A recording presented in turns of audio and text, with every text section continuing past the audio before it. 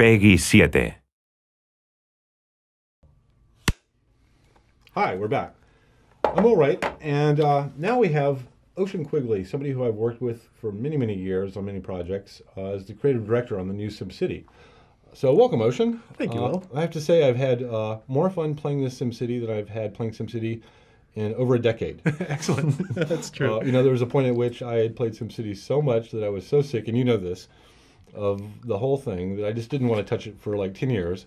But now, having played the new version, I really have had a surprising amount of fun. Excellent. So I want to thank you for that. Thank you. Yeah, we tried to take the thing that was magic about the original SimCities and contain it, and then bring it forward into something new. So hopefully you felt it. Yeah, I mean, there was a sense of familiarity, with kind of what was going on in building a city and people moving in and all that stuff. But yet the presentation of it, as I immersed myself down at the street level, could hear the people, watch them moving around, I really got the sense of what it would be like to live in the neighborhoods. While at the same time I could pull out and get this amazing kind of visual, intuitive sense of the complex system that was underneath the hood. Cool. But I thought the balance between the two was very well struck. The way I've been thinking about it is the previous SimCities being sort of isometric maps were kind of abstracted representations of places. Mm-hmm. And with the new SimCity, I wanted to make it so that you could experience it as a place.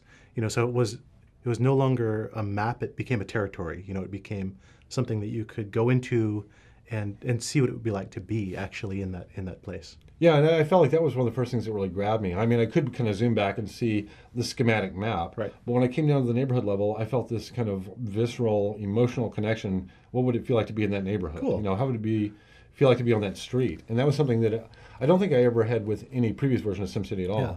One of the things I wanted to do with it was to make you feel more responsibility for the little people that live there too, because you do all these horrible things to them, right? Yeah. I mean, it's your fault, right? You poison them, their houses burn down. Right. They're because of your crappy economic decisions, they go homeless. And I cut back on their services, exactly, et cetera, and I wanted to make it so that when that happened to them, you'd have this guilt, you'd feel this twinge of emotion about your responsibility for the life opportunities for these people that live in this world that you've created. Yeah, so you've made SimCity a guilt-driven experience now. Exactly. I think guilt is an underexploited emotion in video games. So. Yeah, in fact, I think that's actually one of the interesting emotions that you cannot get from something like a book or a film. Yeah, no question. I've never felt guilty watching a movie or reading a book, but I have felt guilty playing games based upon my decisions. Yeah. And I found that when I was playing, actually, I was kind of immersing myself not just in kind of the areas and the neighborhoods, but I was imagining myself living the lives of these people. Right. What would it be like to live in that trailer park and work in that grocery store? I went to the U.S. Census data and got all the 1,000 most common last names and the most common first names and made a system that mad libs them all together. So the odds are there actually is a Will Wright living somewhere. Well, hopefully he's not living in one of my cities because, as a new player, it was actually very challenging for me. Economically, I kind of got the hang of it. And at first, it felt kind of constrained with the small plot, but then I started realizing it was much more about quality than quantity. Yeah. Which to me actually felt like a really good design decision, because then it focuses you on the depth of the simulation. Exactly. And I can't just kind of like trash an area and then go do something else over here. Yeah, the intent there was to make it so that there was so much more resolution to what was going on in any given area that you could dive down to it and then get essentially lost in what's going on in the simulation and the detail, the movement, the emotion, and then pull back and get the kind of the bird's eye view, but that there'd be things for you to go down into and see. Opting for depth of simulation as opposed to having something inert and large was a real conscious design decision. I'm curious, when you play, because I find that when I'm playing, I'm kind of at the map level about half the time, but I really spend about half my time down at the street level just getting a sense, an emotional sense of what it feels like to live there. Do you still find yourself, having done all these kind of elaborate graphics and spent so much time, achieving that immersive experience, do you still find yourself kind of going down to that level and just kind of living in the city? I probably spend the bulk of my time down at that pretty close to ground level, just seeing what it's like in a given spot. I think there's really two different large categories of people who play the game. I think there's people who are playing it to understand and beat the simulation in one way or another. And I'd say that the majority of the developers on the team are that kind of player. Right. And then there's people who are playing it because they want to build some environment and sort of feel what it's like to be in there and express some vision or fantasy about what the sort of world they'd like to build is. And I am very much in that camp. So I build stuff for 20 minutes and then I spend 45 minutes just kind of like wandering around at street level, looking at things and kind of tracking people and seeing what they're doing, and then taking screen captures of things, and then I'll zoom back out and I'll do another 20 minutes worth of work, and then I'll spend another 45 minutes zoomed Yeah. in playing around with things. So it's kind of strategic up here and then experiential down there. I think so. Yeah, yeah. When you zoom down, that's when you start experiencing the people as people, and the activity of the city as something that's affecting them, as something that's... Yeah, I found I spend a lot of time following like a police car and just kind of imagining what their daily beat is like, Yeah.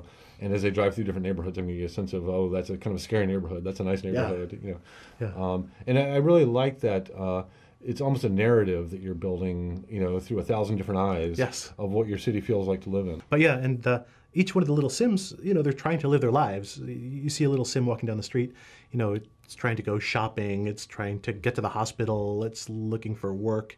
And the city emerges out of the sort of the tapestry of all those threads of Sims walking around and trying to do things. Right. It's not kind of an abstracted top-down thing. It's very much a bottom-up thing that's built out of all those stories. And I think it's part of where the guilt comes from, is that I kind of feel that they're very earnest and they're really trying their best to get a job, Right. to do this, and to do well, but they get thwarted by decisions you've made up here at the strategic level. Absolutely. You didn't build a good street, or there's no school for them to get an education, and that's when you start feeling like you're the one holding back their lives. And I think that fundamental decision to redo the simulation as a bunch of agents and objects enables sort of that close reading of the simulation and the larger emergence of the whole sort of state of the city out of those thousands or millions of individual stories. Yeah, Stan and I discussed that a bit. I mean, it does feel like a very fundamental shift away from kind of a spreadsheet experience to now kind of a terrarium with thousands of little creatures living their lives inside of this box. And it did feel like that in playing the game. I did feel like there were thousands of little agents living their lives, driving cars, waiting at bus stops, going to school, all those things. And that authenticity, I think, gave me a totally different emotional connection to the experience, that I was having as a mayor. Yeah, I think it's pretty satisfying to see the consequences of your actions on the actual lives of these little folks that live down there. Like you bulldoze a factory, and the little people that used to work there are now unemployed. Right. And you see them get kind of desperate as they go around looking for additional jobs, looking for some way to get money to pay the rent. Right. And then eventually, their cries for help get feebler and feebler and feebler, and then poof, the house goes abandoned. You see the little family leave and be homeless in the park. Yeah. And you're like, I did that. Like I as a player made those decisions that carried out. I decided early on in the game that if the little Sims couldn't be made to suffer, you wouldn't care about them. If they were invulnerable, if they didn't need anything from you, If they just poofed and disappeared. yeah, exactly. Then you wouldn't have any reason to care about them or care about their well-being. But by making them fragile, by making them people that need your help to live their lives, you feel the sense of responsibility and compassion for them, I think. And that's one of the things that gives the game emotional heft. Yeah, and I think that's kind of remarkable. You think of strategy games as being things that are very abstract. I don't really care if I lose a pawn in chess. Right. But to take that kind of strategic depth and gameplay and turn it into kind of a deeper emotional experience, I think that so much of the technology that you put into this, the visuals, the sound, etc., are toward that end. Right. And it's not just a matter of adding lots of bells and whistles or just making the graphics look prettier, but it really is toward the end of getting the player emotionally connected to this complex thing that they're building. And I think that was actually part of your genius with taking real-world objects like cities and people as your subjects. They come loaded with all this emotional meaning, and so all you need to do is tap into it. We all have experiences of what it's like to be in trouble, or what it's like to look for something and not find it, or what it's like to get a job when you need a job, and so or to be in a scary neighborhood, exactly. or to be in a nice park. Yeah, and so you're not trying to convince somebody what it's like to be a space marine, for example. You're trying to take these common, mundane human experiences that everybody has and build a system that taps into those emotional states. Right, it's reflecting your own experiences back to you. Yeah. But now you have a totally different level of kind of responsibility and control over it. So all in all, I mean, I spent a lot of time, kind of playing with the basic stuff, the core city, building the roads, building it up. And then I just started getting into the specialties, kind of exploring, an ore town or a tourist town. And, I was just trying to really get a glimpse of the diversity of cities. Not every city is going to be this monolithic, one-size-fits-all thing. But in fact, you get these totally different flavors of cities. And that's something I'm just kind of getting into. And also the idea of the region gameplay and trading with neighbors. Right. the kind of multiplayer thing. But I've been just remarkably impressed, not just with this as a game, but with my history of this and how much time I'd spent thinking about it, to be kind of surprised and delighted as much as I had by such a new interpretation of it. Right. It must be like seeing your kid go off to college and then come back years later. Yeah. That's what became of you.